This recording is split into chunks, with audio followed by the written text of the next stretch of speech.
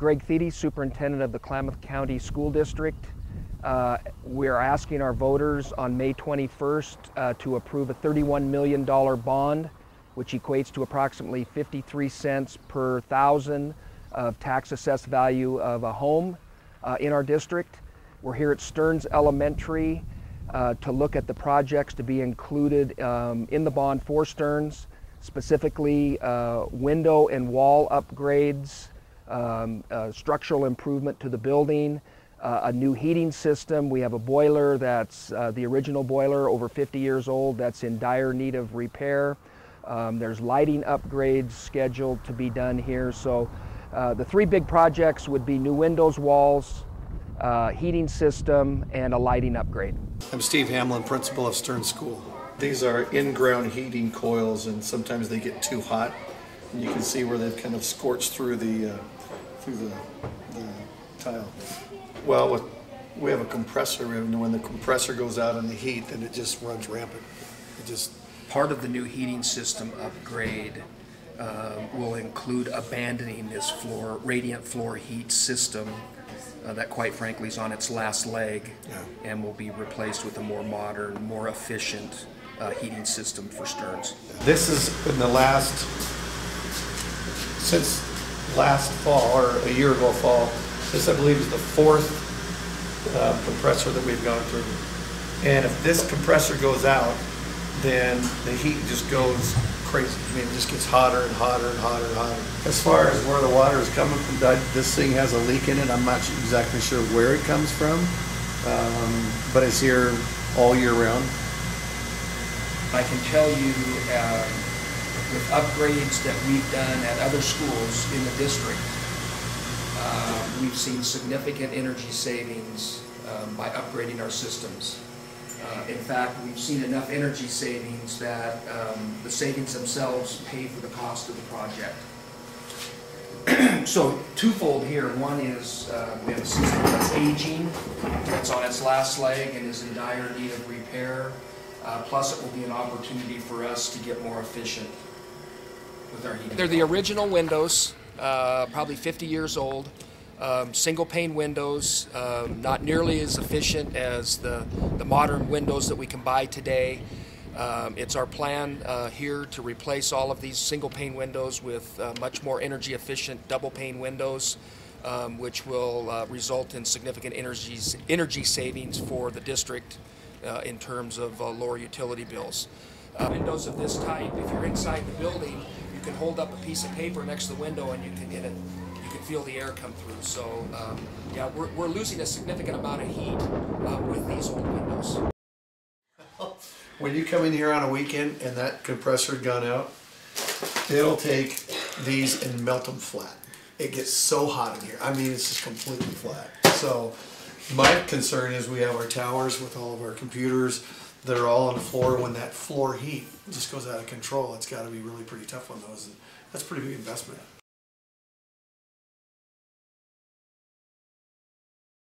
New roof, new windows, a heating system upgrade, lighting replacement, and replacement of the original floor materials. The original tiles are still in use, and they badly need to be replaced. When that replacement occurs, it will also involve some asbestos abatement because the building materials at that period of time contained asbestos, and as part of that upgrade to the floor, we'll need to do an asbestos abatement, which will add a little bit of a cost to the project. I'm Jennifer Hopkins, and I'm the principal at Peterson Elementary School. Today at Peterson we have 584 kids enrolled, largest elementary school in the district, and actually second in numbers only to the two high schools. For those 584 kids, we have two sets of working restrooms, one in the primary wing and one down by the just newly remodeled cafeteria. So I believe we're going to show you both restrooms. What we're hoping for at Peterson are restroom upgrades or remodeling to better suit our population, and also windows, flooring, and I believe we're getting a lighting upgrade. And as you can see, looking at the flooring, we're desperately in need of that. The flooring is dark, and then with the lighting being as dark as it is, the hallways are often dark. So we're desperately in need of those things. The flooring in the building is original. The school was, I believe, built in the late 1940s, early 1950s, so the tile is all asbestos tiling. And that means two things. Number one, if a tile lifts, it's old, and if a tile lifts, we're only allowed to replace a certain number per day. And that's under law. And then secondly, because it's so old, in order to replace the tile, we have to go through asbestos abatement, which is a large project and would require a large amount of money. The heating or the lighting upgrade? Yeah, both. Because it'll be brighter, and I believe we're changing the kind of lighting it is, aren't we, Greg? Which there's research behind that says that different kinds of lighting affect learning in kids. Part of the reason that we have to do these lighting upgrades is because a lot of our old light fixtures are the T12 bulbs that I believe in 2 years will not be available. So that will create a problem in the future. And then also, the new light bulbs are much more efficient and a much better quality of light. And the second thing that happens is we have bad ballast, which means that in a classroom lights will blink on and blink off, and regardless of how the effort of the teachers, how much effort they put into keeping the kids on task, it is a distraction and a disruption to them. But to replace a whole hallway here would require an entire abatement, which would add to the cost. But I mean, you can tell, look at it. Look at the peel, look how it's... Well, and you can see where they Holy cow. Yeah. creators. And over time, as you use floor screws and things once they start curling up, that water gets under there and it just continually gets worse.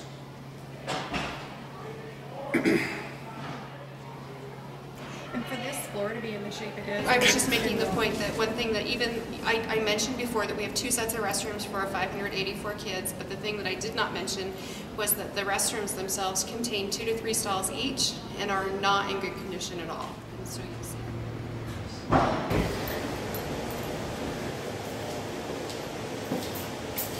584 kids, and that is not including any tag students that we have during the day.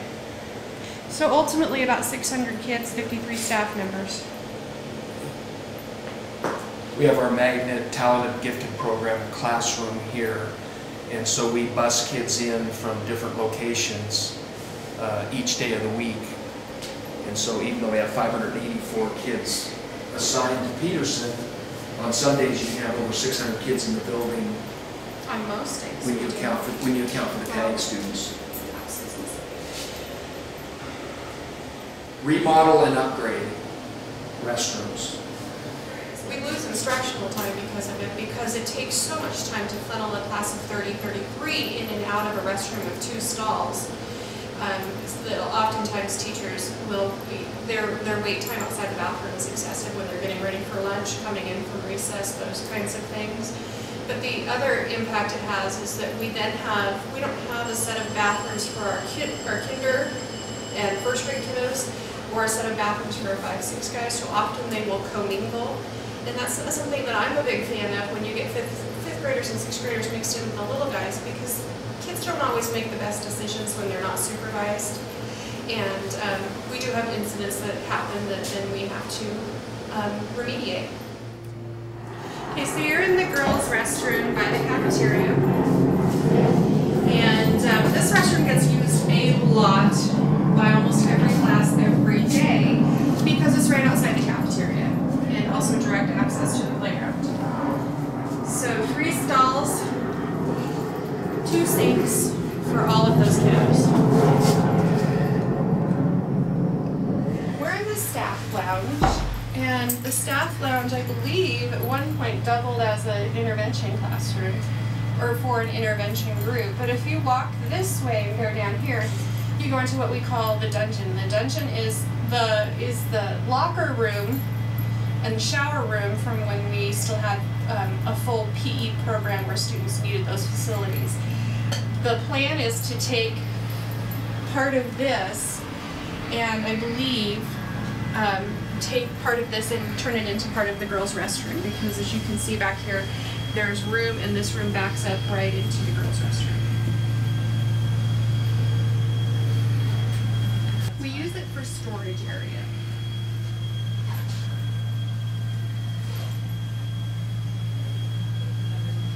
This is the girls' restroom on the primary hall, or in the primary hall.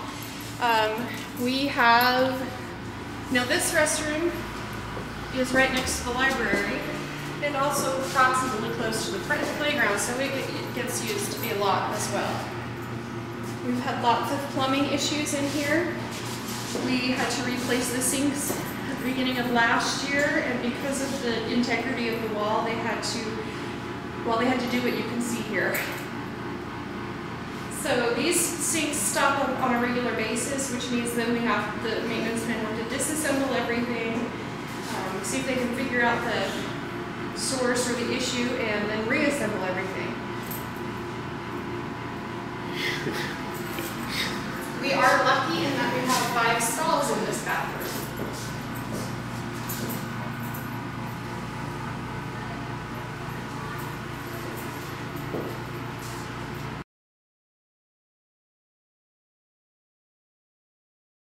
Ferguson Elementary is slated to receive about $1.5 million in upgrades and improvements if our bond is successful. Those projects include a roof replacement, a heating system upgrade, lighting upgrade, and some significant work around window and wall replacement. Again, these projects will allow us to become more energy efficient and have a payback in the future through that energy efficiency savings. I think from time to time we do experience roof leaks that we have to deal with. So a new roof will obviously take care of that. On the back side of the building, as you'll see later in the video, significant need for window and wall replacement. Single pane windows, single sheet aluminum construction with no insulation, and very much needed repair. Hi, Kelly Fritz, principal at Ferguson Elementary School. We've got a great school, but we have some huge needs. We're looking at roofing, we're looking at our heating system, and I'm trying to remember, what else was there, Greg? Roofing, heating system, windows, in all of the rooms of replacing. Well, we have most of our exterior walls are not insulated because this is an older building. This last winter, we had several pipes freeze during the winter, and so when the kids returned to school, it was freezing cold and we had to move them to other rooms at the last minute until we could get the heating system fixed up and going again. Yes, I believe that this building was built in the late 1950s. That's what I was going to say, something like 56. Yeah. I have it in my office. Yeah. So it's close to 60 years old. And these would be the original windows and original wall construction. There isn't any. There's no insulation. So improvements here would include new walls with insulation and double pane windows, energy savings, and deal with structural integrity issues. That's maintenance has covered that up. There were holes in the wall that went directly into the classroom. It was where the heating system is right now. They're old furnaces or systems that are trying to keep our rooms warm. But this winter, the rooms got to 38 degrees when it was really cold outside, and 2 of them on the other side of the building actually froze up and had to be replaced. These will be replaced during spring break. We had to, the first day back, and when we discovered that the rooms were so cold, we had to move 75 children into 4 different classrooms, and the teachers had to gather up what they could so that they could go ahead and continue with class that day. And the next day all 4 classes were in different classrooms until we got a system set up and some of the pipes unfrozen to be able to move the kids back in. And this was after we realized the pipes had frozen. We had heaters on them to try to thaw the pipes, and when it finally broke loose, it was probably close to 10 o'clock at night, he checked the rooms right before he left to go home, and in this room in particular, it was flowing. Water was flowing out into the room, and we would have had a huge mess if he didn't just happen to double check the room. And he and one of the maintenance guys spent pretty much the whole night at school taking care of it. Wow.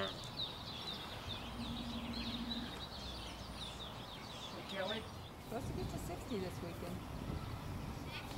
Crossing my fingers. I know we need snow, but I know. in the mountains. I like this. Exactly, I do too.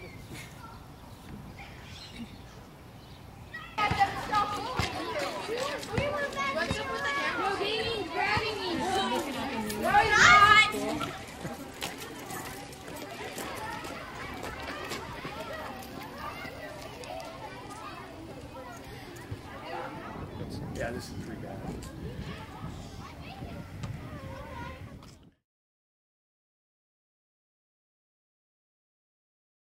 Places that were built later, like Shasta, like Brixner, like Lost River, like Keno, our newest school, they were built better. They were built with brick construction. They're easier to maintain. And if you'll notice on our list, there's not near the projects for those schools because they don't have the need.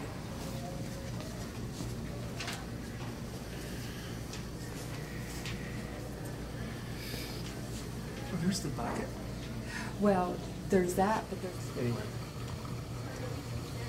So is it a leaky pipe or the roof? It looks I like think it's the a pipe leaky there. joint, yeah, right in there. But there is a spot up on the roof that they have kind of a makeshift system up there to try to direct the...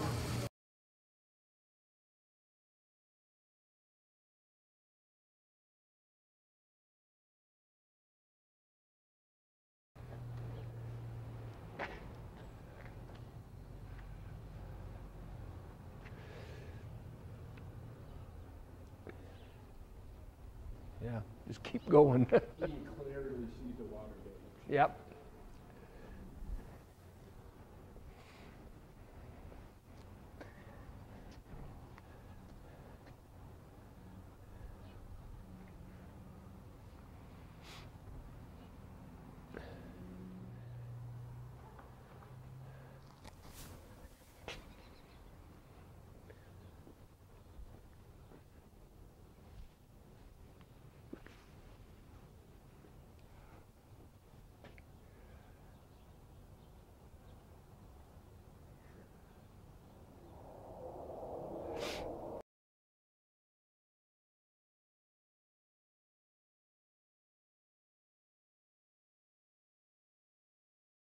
I'm Janelle Preston, principal of Henley Elementary School. This here behind me is what I consider to be our hallways. This is our courtyard.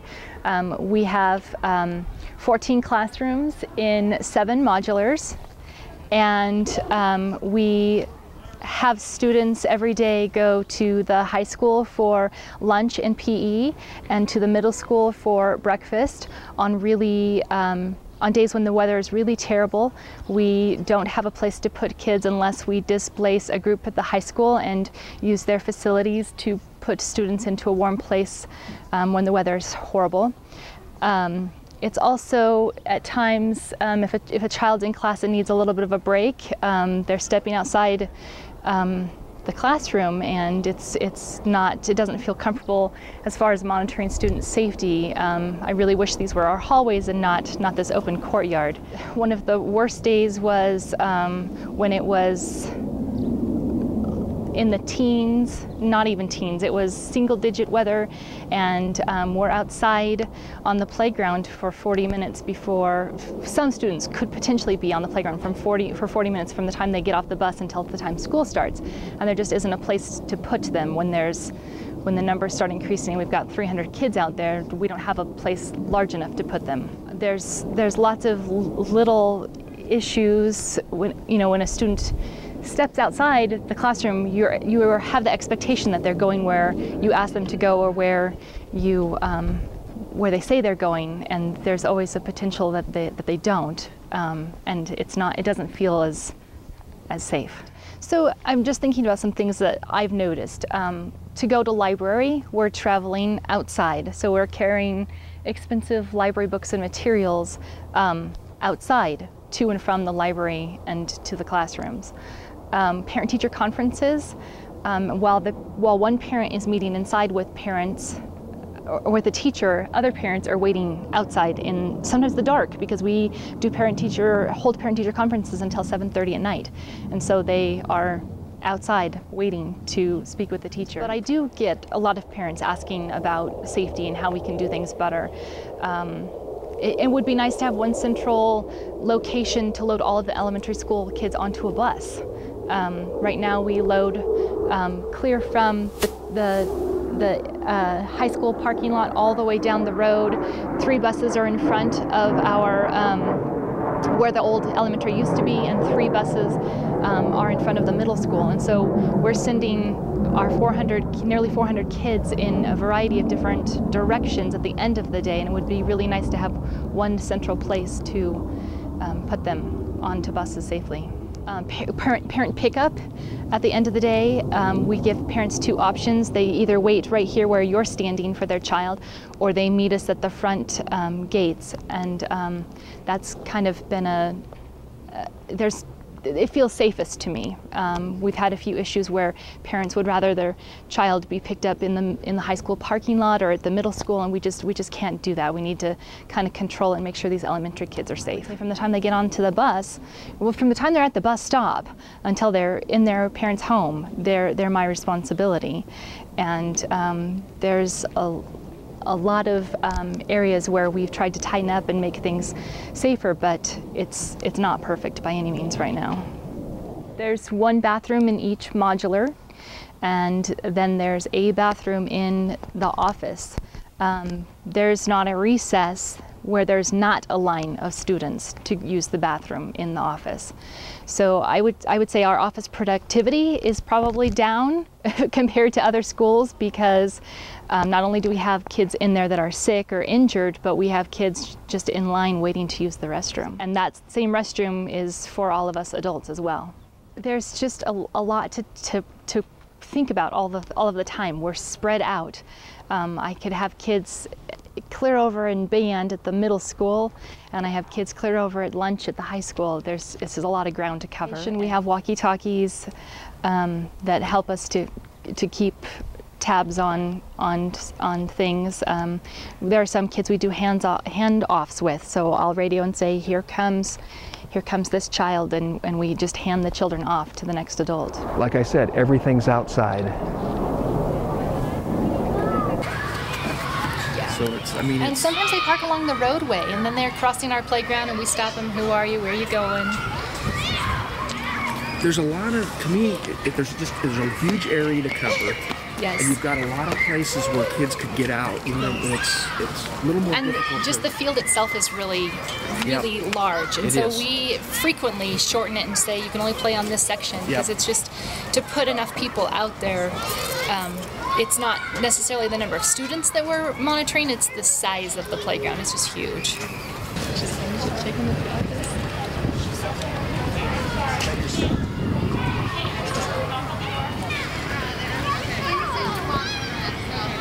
I mean, that's a dicey situation right there. Yeah.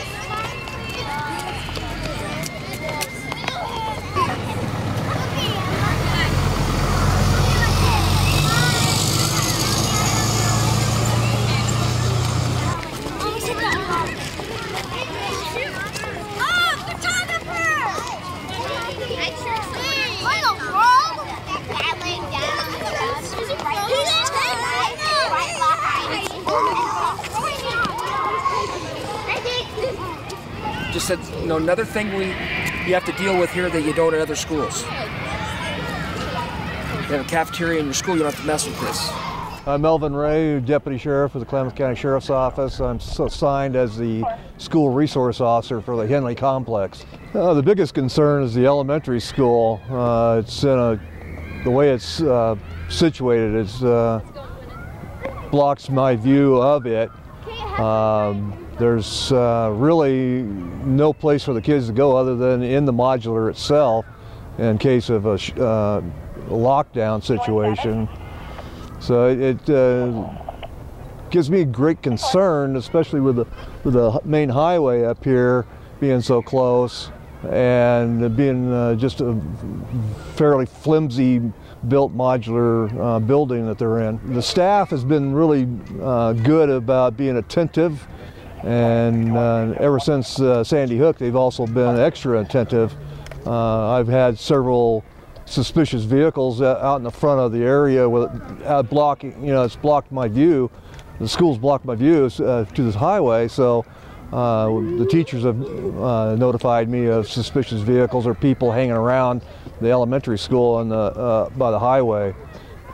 So I've had to go investigate those. With the permanent facility, what my understanding of how they were going to run the security, I would have a link to my computer with all the security cameras in the elementary school, so I could monitor the interior of the building from my office at the high school. Also, you'd have a secure building where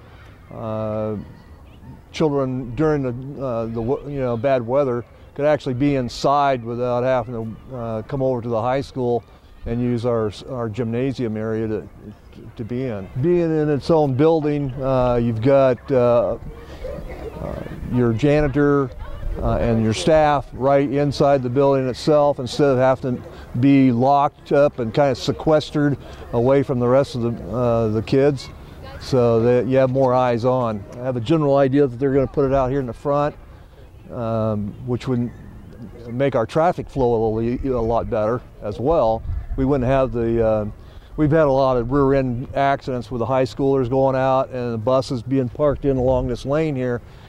Traffic congestion is really heavy in the early morning and of course at the end of school time. What I understand, they would change the entrance area up here, which would make it a lot easier to egress and exit the area.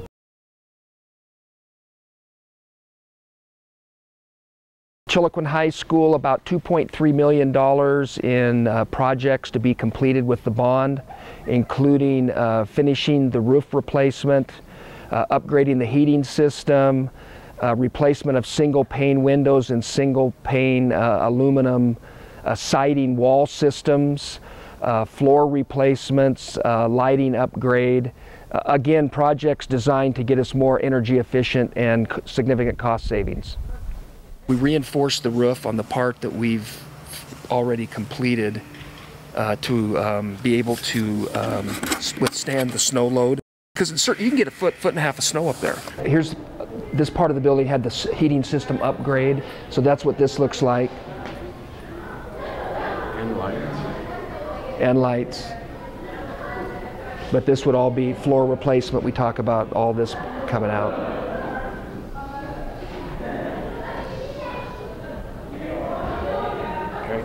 Wall, double pane windows were covered, and then if you'll notice here, Joe, because of the old construction, you had a lot of condensation inside the building that came down and affected the floor. When we replaced the walls, we had dry rot, and you can notice they came back about 3 or 4 feet to address dry rot issues when we reconstructed the walls. They came back 6 feet. Is that 6 feet? Okay. Yeah. But that was to address dry rot issues associated with the original walls. I can tell you this, these lights have been here since at least 1976. Oh, yeah. Oh, yeah. But look at them. And these would be, as part of the lighting upgrade, these would be replaced. About 4 years ago, we did this wing with the walls, windows, heat system, and you can see that the difference between there and here's the original walls. And those are single pane aluminum siding and windows. So what our goal would be in this project would be to do the rest of the building in this similar type construction that we did on these 2 wings. Doug Wilson, the principal at Chiloquin Junior Senior High School. I think that in terms of the difference in what's happened in our building from the new construction that we have in a couple of wings compared to what it used to be like, it's made a huge difference. Although we're looking at huge energy savings as a result of new heating and cooling systems. But the big difference is that the climate in the classroom, the classrooms themselves now are temperature controlled and it makes a huge difference in terms of what goes on. Prior to the new construction, we would, many times the classrooms, when it's 10 degrees below zero, we'd have ice on the windows and the condensation would freeze and the classrooms would be very cold. And in the fall and in the spring, they would be interior because the condensation would freeze on the inside. The other extremes that we had would be in the fall and in the spring, that in the afternoon, if it gets to be 75 or 80 degrees out, our classrooms would be above 90 degrees. And it became very difficult for kids to focus on education. So the new construction that we have in the two wings has made a huge difference in terms of being able to have kids be able to concentrate on academic matters throughout the day. The improvements that we see are primarily in the afternoon. We see kids continuing to be able to focus, where prior to that they didn't. In terms of academically, those classes in the afternoon, kids usually struggled, failing, things like that. And so we've seen a vast improvement in terms of what happens in the afternoon in grades. Well, what we're looking for is the rest of our building. We still have a wing that's out over this way, and maybe we can take a look at it later. You can see how poorly the construction is over on the other side of our building. And then in our gym area, music room area, our technical education area, if we can get those, because that's the component piece, would be the improvement in the walls, in the construction, in those areas. But then we're also looking at replacing a lot of the floors as a part of the whole process. And right now you can, some of our breezeways that we have that maybe you'll walk through here, you'll see where the floors are coming up along the edges. And there are times that we've even had to cut the grass that grows up underneath. This is what these other wings looked like.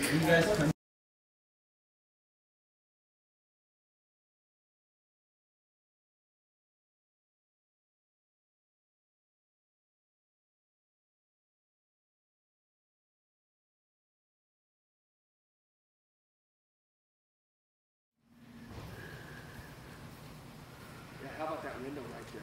So I don't know. Look at it. See, you getting that? Right here on this. Oh, look at this. Oh, I know. Yeah. Hey, Doug, talk a little bit about the difference just in indoor air quality learning environment in this wing and that wing as opposed to here. It's night and day. It is night and day. It's night and day. Well, and the old heating system failed so often that it was incredible. These classrooms, yeah, the same kind of thing. When we had failure with our heating system, and we don't have, none of the thermostats work in the building, the old thermostats, and so it's either on or off. We had to put manual switches on all of the radiator heating units in the classroom so that we could flip on the fans and turn them off. And that's the only regulation we have. There's the new boilers. The propane boiler right there. I can't remember what our savings is going from diesel to propane, but it's significant and a very short payback to pay for that boiler. I think a couple-year payback on that boiler. But they're much smaller, much easier to maintain, and much more efficient. It just runs right down and comes on.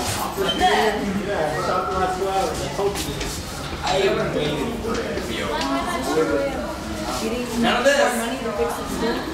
Have people come in with weird cameras.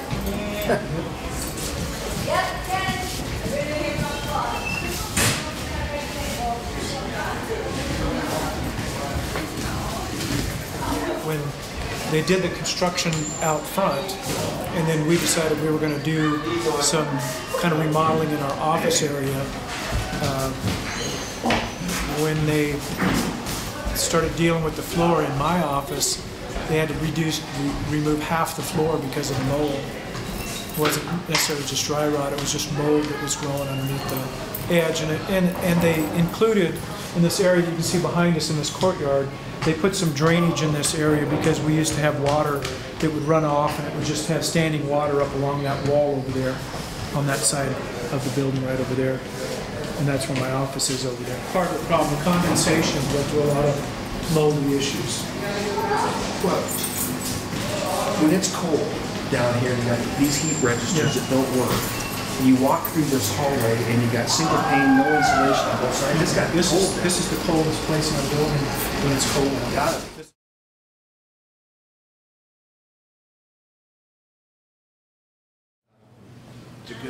It's a good learning environment, but it's not the fancy. It's solid building.